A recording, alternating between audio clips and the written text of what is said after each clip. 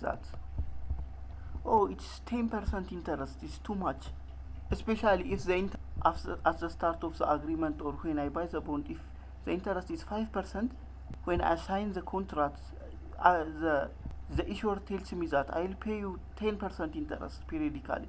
So I thought that this 10% is huge. However, the inflation rate grows from 5% to the next year, to in the first year, to 50%. That's too much. So this 10% interest does not cover the interest. So the interest, that is, there is no variation with your expectation of the return from the perspective of nominal rate of return. A nominal rate of return is what the issuer pays you. That means this 10%. However, the real rate of return is the nominal rate of return adjusted by inflation risk. If you subtract this nominal rate of return, which is 10% minus 50%, that negative 40% is your real rate of return. So a real rate of return shows you how much you are earning in relation with inflation growth. The inflation is growing by 50%, however your interest is fixed at 10%. But from the start you expected the real rate of returns to be 5% rather than negative 40%, because you are expecting that I will get 10% of return and the inflation remains 5%. That means 10 minus 5, you expected that I will have 5% of real rate of return. That is your expectation. However, the inflation grows by 50%, by 45%. That means the 10 minus 50, it becomes negative 40. Negative 40 is different because you are expecting 5% return, real rate of return. However, you got negative 40 real rate of return. This is a risk that we call a purchasing power or inflation risk. It's the variability of return arising from a change in inflation rate. A real rate of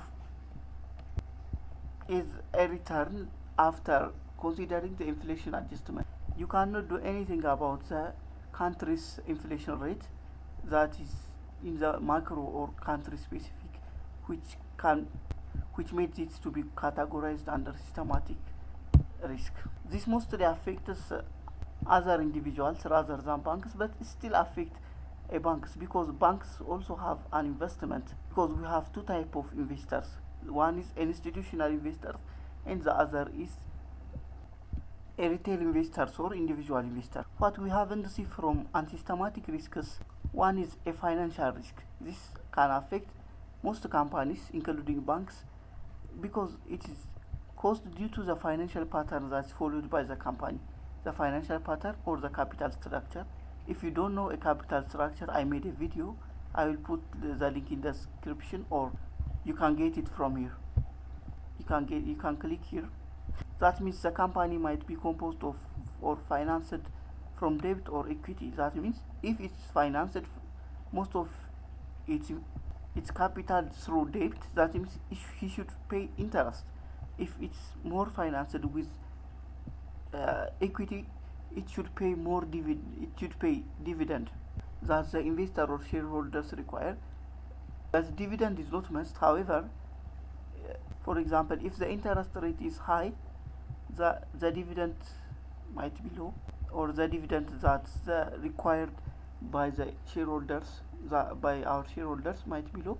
In this scenario, probably we might finance our company more through equity, because the interest rate is high, means we should pay lot of interests. However, if we found the equity cost cheap than the debt, we should finance our company through the equity. So when the company fails to manage the appropriate financial pattern or the appropriate capital structure that he should follow, probably he might get stuck, like paying too much interest. Like such kind of scenarios, such kind of risks are called financial risk, that can be caused due to the financial pattern the company follows. Business risk is inability of the company to generate income due to many reasons or internal reasons. For this, probably the company might mitigate the risk through by following the appropriate financial